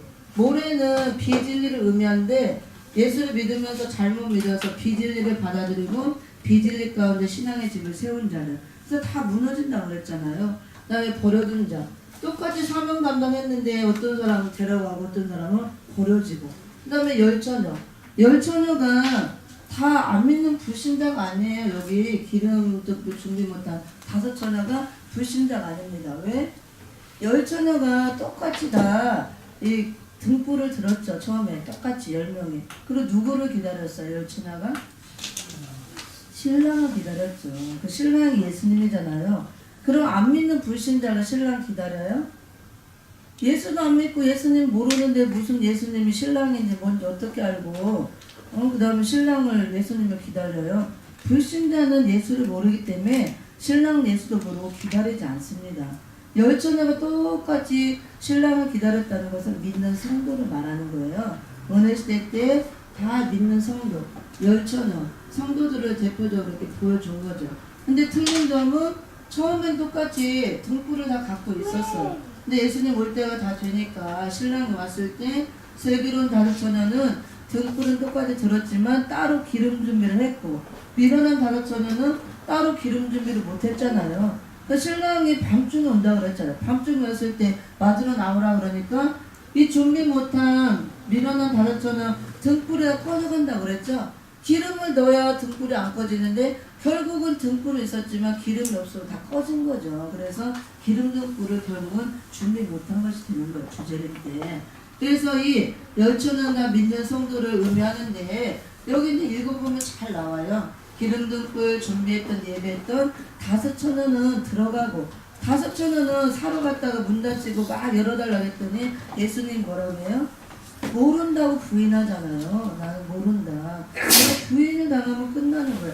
그래서 어떻게 그러면 이걸 볼 때 우리가 교회 다니다가 마지막 때 재림주를 영접할 자가 영접하지 못하고 떨어질 자가 나온다는 걸 예표적인 사건으로 보여주는 겁니다. 예수님 모른다 부인했는데 여기도 오른편에 있는 양 같은 자들 왼편에 있는 염소 같은 자들 똑같이 다 믿는 자를 의미하는데 오른편에 있는 자들은 창세일부터 예비된 하나님 나라를 상속받으라. 여기 편에 있는 자들은 거기 보면은 영원히 꺼지지 않는 불에 들어가라. 나의 지옥불에 들어가라. 이게 말이 돼요? 그러니까 알곡과 쭉정이 우리가 잘 알아야 되는 것이 또 알곡과 쭉정이는 한 줄기에서 나오는 거예요. 쭉정이가 이게 따로 쭉정이만 나오고 알곡이 나오는 게 아니고 가라지는 완전히 가라지 씨가 따로 있어요. 시골에 농사 이제 지어보면 알겠지만 가을에 벼 이삭 추수할 때 한 줄 이렇게 보면은 그 추수를 해보면 그 안에 시커먼 거 알맹이 없는 게 있어요. 그 알곡 한 줄기에서 노랗게 익었는데 겉에 보기에는 표시가 안 나요. 크기도 똑같죠. 색깔도 노랗고 똑같죠. 그리고 똑같아요. 다 겉으로 구별 안 됩니다. 근데 까서 보면 알맹이가 있는 게 꽉 찬 게 알곡이고 없는 게 쭉정이잖아요. 그래서 알곡과 쭉정이는 한 밭에서 한 줄기 안에서 같이 공존하고 같이 나오는 거예요. 교회 안에서 예수 믿다가 마지막 때 알곡과 같은 성도, 쭉정이 같은 성도가 갈라진다는 걸 보여주는 거예요. 이렇게 쭉정이는 알맹이가 없는 게 쭉정이가 마지막 때 이 들리는 말씀이 알곡을 만드는 말씀인데 이 말씀이 없는 걸 말하는 겁니다. 그리고 또 기름 준비하는 것, 등불 준비하는 것도 선지서 요한계시록 말씀을 묻어가는 게 다 준비하는 거예요. 이제 자세히 공부하면 나오겠지만 그래서 우리가 이 요한계시록 말씀은 왜 선지서 요한계시록 하느냐 선지서는 예언이고 계시록은 성취이기 때문에 우리가 예언 없는 성취는 있을 수가 없습니다. 계시록은 반드시 예언이 나와야 돼요. 그래서 계시록 해석이 올바로 되려면 선지서가 반드시 따라 나와야 올바른 해석이 된다고 봅니다. 선지자들이 이미 예언해 놨던 것들 그대로 계시록 시대에서 이루어지기 때문에 그래서 마지막 때 종들이 선지자들이 예언하는 것을 다시 예언한다고 했잖아요. 성취 때가 되므로. 그래서 이런 것들을 잘 알고 여기만 이제 시간이 됐으니까 한번 쭉 읽어보고 음력교회가 이렇게 나올 것을 말씀하고 있고 예수님도 마태복음에서 마지막 때 음력교회가 이렇게 나올 것을 예시해 주고 그렇게 우리가 은혜 시대에서 이 말씀들을 다 전했죠. 전했던 말씀인데 이렇게는 안 전했어요. 왜? 은혜 시대 역사는 가르는 때가 아니에요. 그냥 말씀을 주고 은혜 받게 하고 예수 믿게 해서 회개시키고 구원받게 하면 돼요. 그래서 하나님이 여기까지 말씀을 열질 않은 거예요. 이건 계시록에 가서 연결이 돼야 이렇게 열어지고 해석이 되는 겁니다. 그래서 이렇게 계시록과 선지서를 연결해 보면 말씀이 쫙 풀리고 하나님도 말씀을 그 시대에 맞게 거기에 맞는 만큼만 열어주는 거예요. 시대에 그 시대에 들었으면 종들에게 그 시대에 맞는 만큼만 열어주지 더 넘어가서 열어주지 않는다 그거예요. 그래서 은혜 시대 역사는 아직 계시록이 열어질 때가 아니고 성취될 때가 아니기 때문에 딱 봉해놓고 열어지지 않는 겁니다. 은혜 시대 말씀만 갖고 있으면 돼요. 예수 믿기만 하면 되니까 영혼만 구원받게 하면 되니까 거기까지만 허락하는 겁니다. 은혜 시대 종들에게. 근데 마지막 때가 돼서 이제 계시록 시대가 돼서 이 말씀을 알아야 재림주를 영접하고 우리가 준비를 하고 또 심판을 면하고 천년왕국을 이루고 그 나라에 들어가기 때문에 이 말씀을 열어서 이 시대의 마지막 때 쓰임받은 종들에게 여기까지 말씀을 열리게 하는 겁니다. 이거를 다 열린 건 아니죠. 우리 후시대가 또 있으면 아직 거기까지 열어질 거 또 남겨놔요 하나님이. 우리는 이 시대에 또 허락한 만큼만 열어주는 겁니다. 그래서 은혜 시대 역사에서 수없이 말씀을 듣고 전했지만 이렇게 하지 않는 게 아직 이렇게 열어질 때가 아니므로 열리지가 않는 거죠. 말씀이 하나님께서 보여주지 않는 거. 그래서 이거를 한번 보도록 하겠습니다. 마태복음 7장부터 한 번씩 좀 읽어보고 간단히 설명 듣고 오늘 강의를 마칩니다. 마태복음 7장 24절부터 27절까지 한번 읽어봅니다. 같이. 그러면 중요한 거니까 합독합니다. 시작. 그러므로 누구든지 나의 이 말을 듣고 행하는 자는 그 집을 반석 위에 지은 지혜로운 사람 같으리니 비가 내리고 창수가 나고 바람이 불어 그 집에 부딪히되 무너지지 아니하나니 이는 주초를 반석 위에 놓은 자들이요 나의 이 말을 듣고 행치 아니하는 자는 그 집을 모래에 지은 어리석은 사람 같으리니 비가 내리고 창수가 나고 바람이 불어 그 집에 부딪히며 무너져 그 무너짐이 심하니라. 아멘. 그래서 여기 지혜로운 사람과 어리석은 사람이 나오죠. 그래서 차이점은 지혜로운 사람은 반석 위에 집을 짓고 어리석은 사람은 모래 위에 짓는다 그랬어요. 그래서 반석은 예수 그리스도를 의미하므로 말씀 위에 신앙의 집을 바로 짓는 걸 말하고 모래는 비진리를 말해요. 그래서 우리가 이렇게 모래 자손의 창세기부터 아브라함의 자손으로 쭉 나오는데 마지막 때 버림받을 자를 말하는 겁니다. 계시록 12장 17절에도 바다 위에 모래 위에 용이 섰더라 싸우게 그런 말씀이 나오는데 그런 거 나중에 공부하고 그래서 앞으로 창수가 나고 바람이 불고 부딪혀서 다 무너질 그런 환란의 때가 온다는 거예요. 이게 은혜 시대에서는 여러 가지 시험과 이제 환란 온다고 말하지만 마지막 때 그런 환란의 때가 있다는 거. 3대 화도 오고 계시록 13장 같은 이런 환란의 때가 온다는 거. 그랬을 때 우리가 반석 위에 말씀 가운데 이 시대적인 교리의 말씀 위에 신앙의 집을 바로 지었을 때 무너지지 않는다는 것은 환란을 받지 않는다 그거예요. 근데 이렇게 비진리 가운데 잘못 믿는 교회가 다 비진리를 전하죠. 근데 가서 신앙의 집을 잘못 지어놓으면 그런 바람 불고 창수가 나고 환란이 일어날 때 전부 다 그걸 피할 수가 없다는 거예요. 무너진다고 그랬잖아요. 그걸 다 받는다. 앞으로 계시록 13장 같은 시대가 올 때 그런 환란에 다 당할 것을 말씀하고 있습니다. 그러면 여기에 다 믿는 자를 의미하는 것이고 마태복음 24장도 봅니다. 24장 마태복음 24장 24장 40절부터 42절 같이 읽어봅니다. 시작. 그때 두 사람이 밭에 있음에 하나는 데려감을 당하고 하나는 버려둠을 당할 것이요 두 여자가 매를 갈고 있음에 하나는 데려감을 당하고 하나는 버려둠을 당할 것이니라. 그러므로 깨어있으라. 어느 날에 너희 주가 임하는지 너희가 알지 못함이니라. 쭉 나오죠. 그러면은 깨어있으라 어느 날에 너희 주가 임하는지 이건 제레미야를 말하는 거죠. 다시 오실 예수님 어느 때 올지 모르는데 깨어있으라. 그리고 앞줄에 비유를 얘기하는 거예요. 두 사람이 밭에서 똑같이 밭을 갈고 있고 매를 갈고 있는데 이렇게 하나는 데려가고 하나는 버려두고 똑같이 교회 안에서 매를 갈고 밭을 간다는 거 일을 하는 걸 말합니다. 사명 감당하는 거. 교회 안에서 똑같이 사명 감당하고 있는데 예수님 왔을 때 누구는 데려가고 누구는 버려두고 이게 데려갈 자 들림받을 자가 나오는 거 하면은 버림받을 자가 나온다는 거야. 교회 안에서 이렇게 나눠지는 겁니다. 예수님 분명 말했잖아요. 뒤에 깨어있어라. 그리고 또 40자 들어가면 예비하고 있어라. 생각지 않을 때 인자가 오리라. 그리고 너희 주가 언제 임하는지 항상 영적으로 깨어있고 예비하고 있으라.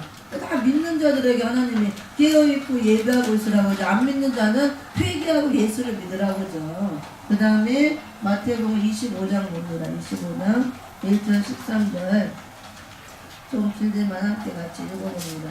1절 13절 시작. 그때 천국은 마치 등을 들고 신랑을 맞으러 나간 열 처녀와 같다리니 그 중에 다섯은 미련하고 다섯은 슬기 있는지라. 미련한 자들은 등을 가지되 기름을 가지지 아니하고 슬기 있는 자들은 그릇에 기름을 담아 등과 함께 가져갔더니 신랑이 더디 오므로 다 졸며 잘세.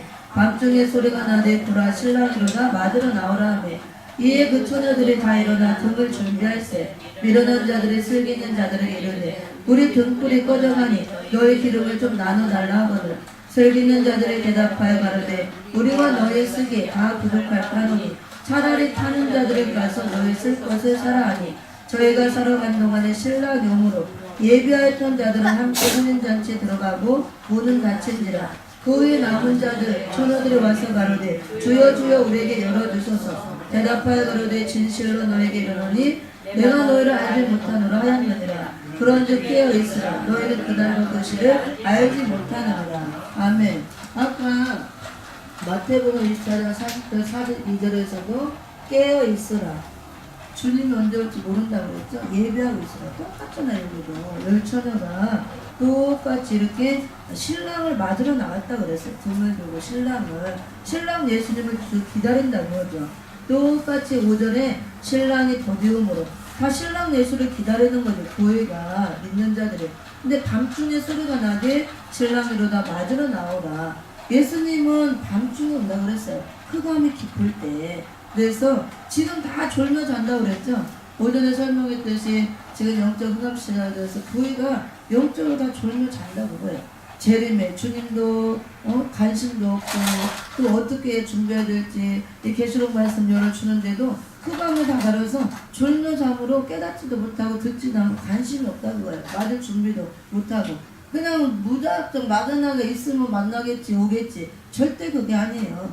하나님은 깨어있으라 예비하고 있으라 그랬잖아요. 그러면 예비하라고 했으면 우리가 예비해야 되는데 무엇을 예비할 건가 알아야 되잖아요.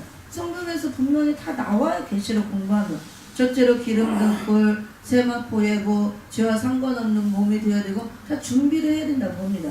하나님은 무턱대고 어느 날 갑자기 막 심판을 쏟아부어서 다 쓸어버리고 그런 분이 아니에요. 다 미리미리 말씀하고 회개할 기회도 주고 준비할 기회도 다 주시고 하는 겁니다. 다. 미리미리 다 말씀하는 거예요. 이렇게 마지막 때가 돼서 이렇게 너희가 준비를 해야 되고 이렇게 예비를 해야 된다. 그래서 쭉 5천원 준비를 했으니까 이제 문이 열렸죠. 혼인잔치가 이루어진 겁니다. 계시록 19장 7절 8절에 어린 양의 혼인계약이 가까워왔다 기뻐하고 즐거워하시고 말씀이 나오잖아요. 아내가 예비되었고 그들에게 빛나고 깨끗한 세마포 예복을 입도록 하나님 허락하셨다. 그 말씀이 나옵니다. 공중에 재림주가 임할 때 혼인잔치가 이루어질 것이 쭉 나오고 요한복음에서도 가나의 혼인잔치는 바로 그 어린 양의 혼인잔치를 예표하는 거예요. 그 사건에서. 그래서 쭉 이 5천원은 이제 들어갔지만 남은 5천원은 따로 기름이 없어서 등불도 다 꺼져갔죠. 그래서 사러 갔다 왔더니 이 기름은 뭐 돈 주고 살 수 있는 기름도 아니에요. 기후 이렇게 얘기하는 거죠. 오기 전에 준비를 했어야 되죠. 근데 열어달라고 주야 주여 우리에게 열어주소서 남은 처자들만 그러죠. 그러면 예수를 믿었기 때문에 주여 주여 부르는 거지 안 믿는 사람이 주여 주여 안 부르잖아요. 분명히 믿는 자를 말하는 겁니다. 근데 예수님 뭐라고요? 이들도 얼마나 간절하게 기다렸어요. 똑같이 신랑을 기다렸다고 그랬어요. 근데 예수님이 너무나 매몰차게 대답하여 가로되 진실로 너희에게 이르노니 내가 너희를 알지 못하노라. 예수님이 부인을 해요. 진실로 모른다고요? 그것도 그냥 모른다가 아니고 예수 실컷 믿다가 예수님이 모른다 부인당하면 끝장나는 겁니다. 우리를 시인해야 돼요. 시인. 그래서 마지막 때는 예수님이 우리를 계시록에 보면은 합당한 자들은 시인을 한다고 그랬잖아요. 시인을 받아야지 부인을 당하면 끝나는 겁니다. 그래서 어떻게 됐어요? 여기 보니까 예수님도 그런즉 깨어있으라. 너희는 그날과 그 시를 알지 못하느니라. 예수님은 반드시 오지만 그날과 그 시는 모르기 때문에 항상 영적으로 깨어있고 준비하고 있으라 그거예요. 그래서 우리가 준비를 지금 하라고 이런 말씀을 열어서 주는 것이고 준비 안 하면 어떻게 주느냐. 이제 5천원 못 들어갔듯이 여기서는 더 세밀하가 나와요. 마태복음 25장 양과 염소 비유를 볼 텐데 길으니까 이제 뒷부분을 볼게요. 32절 33절 34절을 함께 읽어봅니다. 25장 같이 시작. 모든 민족을 그 앞에 모으고 각각 분별하기를 목자가 양과 염소를 분별하는 것 같이 하여 양은 오른편에 염소는 1편에 두리라. 그때 임금이 오른편에 있는 자들에게 이르되 내 아버지께 복받을 자들이여 나와 창세로부터 너희를 예비된 나라를 상속하라. 이 나라가 바로 하나님 나라, 이 땅 이르되 천년왕국 그리스도 나라를 말하는 것이고 양과 같이 오른편에 있는 자들은 합당한 자로 알곡과 같은 자들이다. 알곡과 같은 의미죠. 장세로부터 예배된 나라를 상속받으라. 그래서 천년왕국에 들어갈 자들 말하고 반대로 염소가 된 자 왼편에 있는 자들은 어디에 들어가냐면요. 41절에 나옵니다. 41절 한번 읽어볼게요. 41절 시작. 또 왼편에 있는 자들에게 이르시되 저주를 받은 자들아 나를 떠나 마귀와 그 사자들을 위하여 예비된 영정한 불에 들어가라. 그러면은 마귀와 사자들이 계시록 20장 거기 10절에 보면은 마귀의 종말에 나오는데 마귀가 최종적으로 들어가는 것이 불못이에요. 마귀의 사명이 다 끝난 불못에 들어갔는데 마귀와 사자들이 들어가는 곳이 불못인데 여기 보면은 영영한 불, 이 영영한 지옥불, 유황 불못을 말합니다. 성경에 지옥이라고 안 나오고 계시록에 보면 다 불못이라고 나오죠. 탄원 불못, 유황 불못, 지옥을 말합니다. 여기 들어간다 그거예요. 염소 같은 자들은 왼편에 있던 자들, 저주를 받은 자들아 나를 떠나가라 그랬잖아. 그러면 이게 안 믿는 불신자를 말하는 게 아니고 똑같이 왜 은혜시대 역사는 교회라는 한 그 공동체 안에 울타리 안에 양과 염소를 같이 준다고 그랬잖아요. 양과 같은 성도도 있고 염소 같은 성도. 그래서 양과 같은 성도는 목자 염소를 듣고 잘 따르고 순종하지만 염소 같은 성도는 맨날 뿔로 들이받는다고 목사님들이 설교하잖아요. 이렇게 갈라지는 거예요. 이게 가르는 역사입니다. 이제 하나만 읽어보고 마치도록 할게요. 두 개만. 마태복음 3장 16절 읽어봅니다. 읽어보는 김에 다 읽어볼게요. 마태복음 3장 16절. 같이 시작. 예수께서 세상을 만드시고 온 육에서 올라오시되 3장 12절. 16절도 맡기면 안 3장 12절. 같이 시작. 손에 키를 들고 자기의 타작마당을 정하게 하사 알곡은 모아 곡간에 들이고 쭉정이는 꺼지지 않는 불에 태우시리라. 아멘. 여기 손에 키를 들고, 이 키는 바로 심판의 말씀을 키로 비유한 겁니다. 요한계시록 말씀 마지막 때에 종말복음 이거를 키라고 비유한 거예요. 심판의 말씀을 가지고 타작마당을 정하게 한다고 합니다. 말씀으로 다 이렇게 두드러 부셔가지고 알곡은 알곡대로 모으고 쭉정이는 쭉정이대로 모아서 알곡은 곡간에 들이고 장차 천연왕국 곡간에 들어지는 거고 쭉정이는 꺼지지 않는 불에 태우리라. 이게 다 불못을 의미하는 거죠. 그래서 이렇게 12절을 열었을 때 16절을 잘못했네. 이게 이제 마지막으로 한 절만 읽고 마치겠는데요. 이렇게 신령한 영적 교회가 음욕 교회가 이렇게 갈라지는 겁니다. 그래서 반석 위에 세운 집 데려간 자 기름정불 준비한 세계는 다섯 처녀 오른편에는 양 같은 자 알곡 같은 자들은 다 구원받을 자로 교회를 말하면 신령한 영적 교회를 의미하는 거예요. 그 다음에 이쪽에 모래 위에 집을 세운 자 버려둔 자 기름정불 준비하지 못하고 들어가지 못한 다섯 처녀 왼편에 있는 염소 같은 자, 저주받은 자라고 그랬죠? 꺼지지 않는 영영은 불에 들어갈 자를 다 쭉정의과에 속해서 교회로 말하면 이 교회가 음력교회에 해당되고 심판받는 교회가 되는 겁니다. 이렇게 갈라지는 거예요. 이게 비밀이라는 겁니다. 금쪽대 비밀로. 22장 11절만 읽어보고 오늘 강의는 마치도록 하겠습니다. 22장 11절 다같이 시작. 보리를 하는 자는 그대로 보리를 하고 더러운 자는 그대로 더럽고 의로운 자는 그대로 의를 행하고 거룩한 자는 그대로 거룩되게 하라. 아멘. 이렇게 예수님이 마태복음에서 갈라질 것을 예시로 보여주고 계시록 시대에 와서 이 계시록 말씀으로 가르는데 이렇게 갈라낸다 그거예요.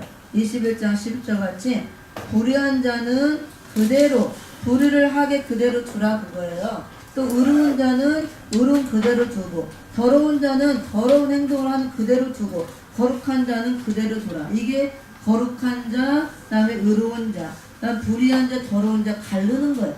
갈라서 그대로 확정을 짓는 겁니다. 이게 알곡과 쭉정이 갈라서 확정을 짓는 거예요. 이게. 그래서 계시록 시대에 와서는 요한계시록 말씀으로 갈라내서 그대로 확정을 짓는 거. 요한계시록이 공개되는 시점부터 가르는 역사가 이미 시작이 된 겁니다. 그래서 우리는 거룩한 자로 그 다음에 의로운 자로 이렇게 반석 위에 집을 지은 자같이 데려간 자로 기름등불 준비한 슬기로운 다섯 처녀같이 오른편은 양과 같이 알곡 같은 자로 이렇게 확정이 돼야 구원이 있다고요. 마지막에 반대로 더러운 자, 불의한 자, 모래에 집을 지은 자같이 버려둔 자로 기름등불 준비하지 못하고 들어가지 못한 미련한 다섯 처녀 염소 같은 자 쭉정이 바로 확정이 되면 확정되면 옮길 수가 없어요. 그래서 여기가 이제 음력교로서 심판의 대상으로 전락이 되는 겁니다. 그래서 교회가 다 심판이 나면 안 되고 마지막 때는